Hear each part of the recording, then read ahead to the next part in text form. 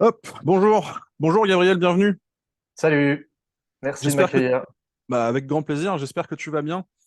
Gabriel Reskinet, tu es créateur de contenu sur les problématiques des addictions, si je ne dis pas de bêtises. Tout à fait. Est-ce que tu peux, de ton expérience et de ce que tu sais de ces phénomènes, nous dire en combien de temps on peut tomber complètement dans une addiction et puis à l'inverse, en combien de temps on peut espérer s'en sortir si jamais on est tombé? C'est une question intéressante. Merci de la poser et merci de donner de la visibilité sur ce sujet-là qui est important. C'est cool et ça permet de libérer la parole. Donc, je te remercie pour ça. C'est l'idée, ouais.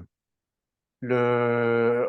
Il faut comprendre quelque chose, c'est que dans les addictions, on ne peut pas faire de généralité. Bien sûr. C'est-à-dire que c'est compliqué de répondre à ces questions de temporalité parce qu'un addict n'est pas l'autre.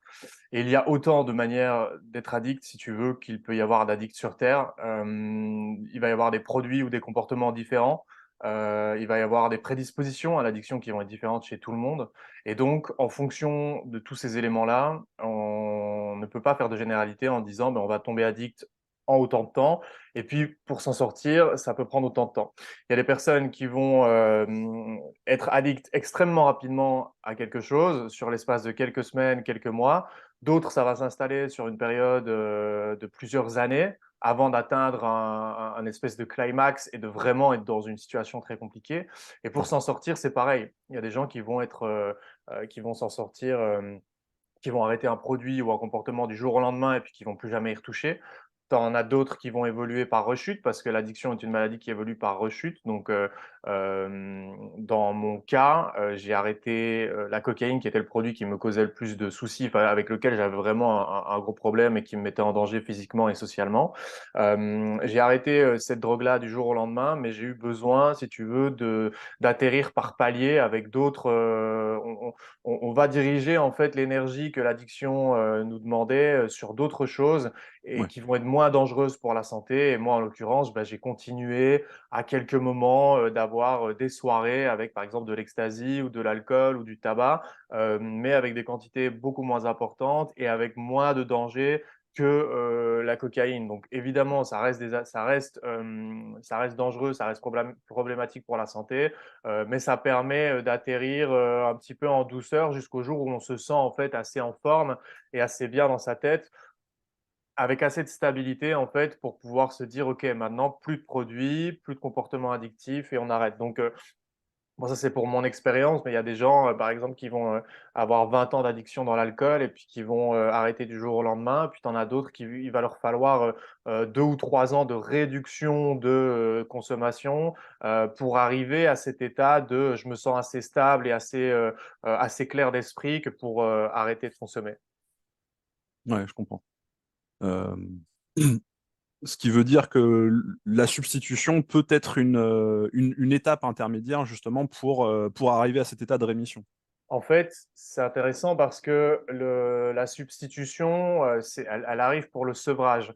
D'accord. Moi, ce qu'il faut savoir aussi, c'est que j'ai fait ça tout seul parce que malheureusement, j'ai pas rencontré les professionnels de santé adaptés et Ouais. compétents lorsque j'ai vraiment eu besoin de faire appel à quelqu'un. Mais c'est absolument recommandé, non seulement psychiatre pour la partie médicale et sevrage, donc la partie chimique, remplacer le comportement ou remplacer ici en l'occurrence plus la substance par un substitut qui va permettre de se sevrer. Le sevrage est quelque chose qui dure assez peu de temps finalement. Il faut 4-5 jours, je ne voudrais pas dire de bêtises, il faudrait vérifier ça, mais 4-5 jours de sevrage pour l'alcool, pour être sevré physiquement. Et même les drogues, on parle de quelques semaines, le cannabis 10 à 15 jours pour le sevrage.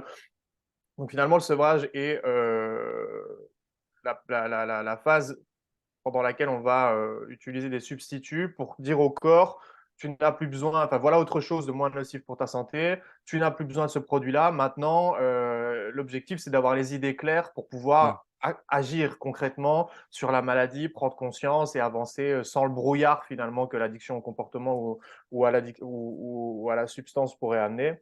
Et donc, moi, je veux dire, j'ai pas fait l'apprenti chimiste, mais d'instinct parce que j'avais pas d'autres sources pendant plusieurs mois, voire 1 ou 2 années, j'ai fait comme j'ai pu avec d'autres choses. Voilà, retourner me bourrer la gueule une fois de temps en temps en fin de semaine, mais beaucoup moins que quelques années avant. Donc, il y a 2 choses différentes. Le substitut lors du sevrage avec un psychiatre qui est encadré et puis il y a moi qui ai fait comme j'ai pu, pour Ouais. viser l'abstinence comme je la pratique aujourd'hui, sans consommation, ni d'alcool, ni de drogue et cetera. Donc le substitut, il est encadré et l'objectif, bah, c'est, voilà, d'arriver à gérer la situation sans avoir besoin de consommer ou d'avoir le comportement qui nous posait des problèmes.